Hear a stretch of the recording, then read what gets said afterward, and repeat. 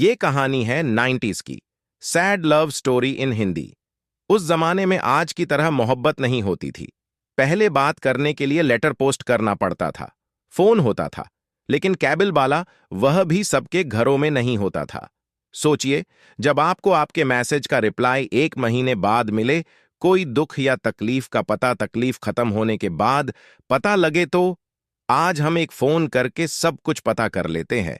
तो दोस्तों, आज हम ऐसी ही एक कहानी आपके लिए लाए हैं, तो एंड तक जरूर सुने। कहानी सन 1996 की है। रमेश उस समय करीब 18 साल का होगा और स्कूल खत्म करके कॉलेज में आने वाला था। उस जमाने में कॉलेज भी काम हुआ करते थे, लेकिन रमेश जिस शहर में रहता था वहां कॉलेज था। उस समय जातिवाद बहुत चलता था, लेकिन रमेश इन सबको नहीं मानता था, इसलिए उसने अभी तक शादी नहीं की।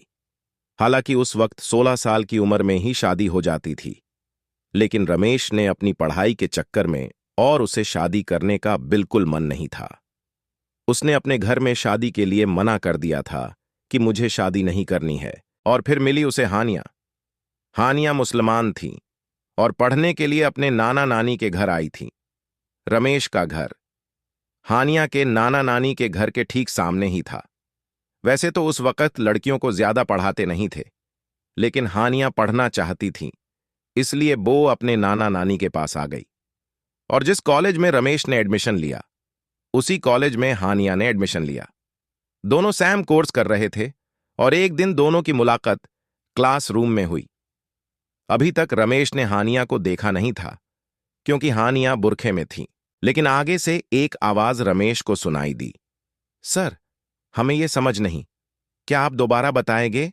रमेश ने हानिया को देख तो नहीं पाया, लेकिन उसकी आवाज उसे इतनी पसंद आई कि उसे हानिया को देखने का मन करने लगा।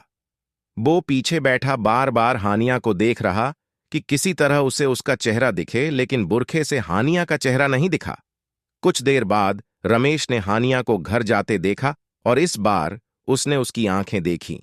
उसे हानिया से प्यार होने लगा था।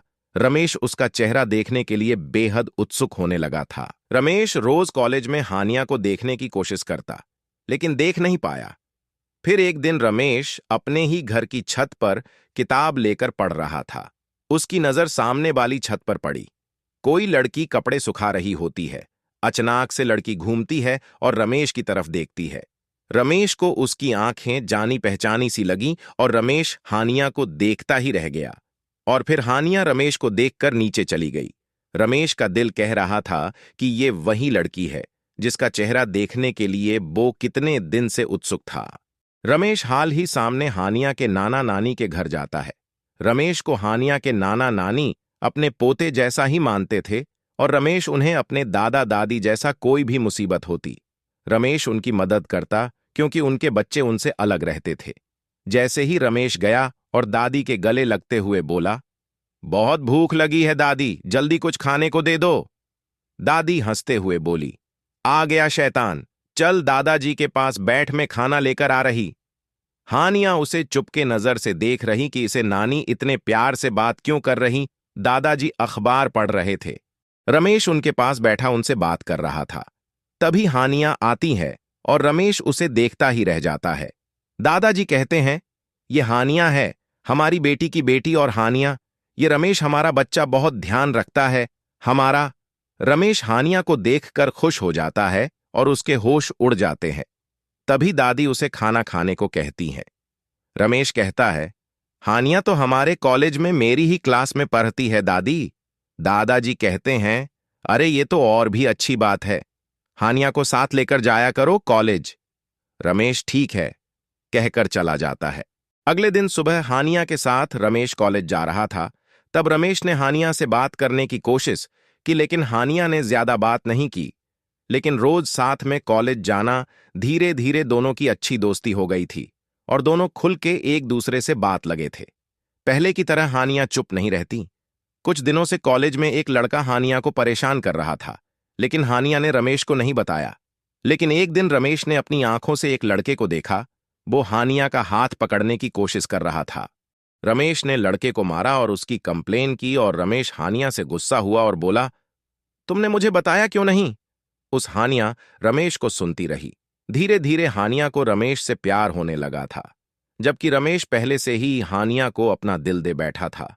कोई उसे गंदी नजर से देखे, रमेश को ये पसंद नहीं था, इसलिए हर वक्त रमेश हानिया के साथ ही रहता था। एक दिन रमेश और हानिया एक दूसरे को छत से देखकर मुस्कुरा रहे थे। दादी ने दोनों को देख लिया। जब रमेश दादी के पास गया, तब दादी ने मुस्कुराकर कहा, अपने दिल की बात उससे कह दी या नहीं? रमेश ने जल्दी में जवाब देते हुए कहा, अभी कहां बोल पाए दादी। और रमेश को एकदम से याद आया, दादी को कैसे पता चला? और फिर दादी ने कहा, साथ अच्छे लगते हो, जल्दी हानिया को अपने दिल की बात बता दे। रमेश, दादी कहीं मना ना कर दे, इस बात का मुझे डर लगता है। दादी कुछ ही दिनों बाद घर चली जाएगी, फिर बैठा रहना, कोई और ले जाएगा उसे शादी करके। रमेश, नहीं नहीं दादी, शुभ शुभ बोलिए।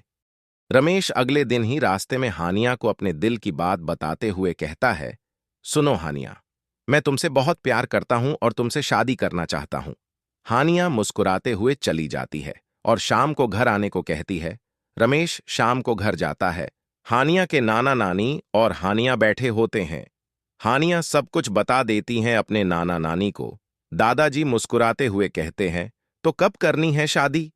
रमेश और हानिया उनका आशीर्वाद लेते हैं। धीरे धीरे दोनों साथ में समय बिताते हैं और समय कब निकल जाता है पता ही नहीं चलता। कुछ दिनों बाद हानिया की पढ़ाई पूरी हो जाती है और हानिया अपने घर जाने से पहले सबसे मिलती है, खासकर रमेश से। हानिया रो रही थी। रमेश हानिया से कहता है, रो मत, घर जाकर चिट्ठी लिखना, मैं भी लिखूंगा और मम्मी पापा से बात करो और बस फिर शादी करके ले आएंगे तुम्हें। हानिया रमेश को आखिरी दफा गले लगाती है और फिर चली जाती है। घर जाकर दोनों एक दूसरे को चिट्ठी लिखते हैं। करीब 20 दिन लग जाते थे दोनों की बात एक दूसरे तक पहुंचने में, जब तक दोनों एक दूसरे की चिट्ठी का इंतजार करते रहते थे। एक दिन हानिया के नाना नानी ने हानिया के माता पिता से बात की। रमेश और हानिया की शादी के लिए रमेश भी वहीं बैठा सुन रहा था, लेकिन हानिया के पिता इस शादी से इनकार कर देते हैं क्योंकि रमेश हिंदू था। लेकिन हानिया ने अपने घर में कह दिया कि वह सिर्फ रमेश से ही शादी करेगी।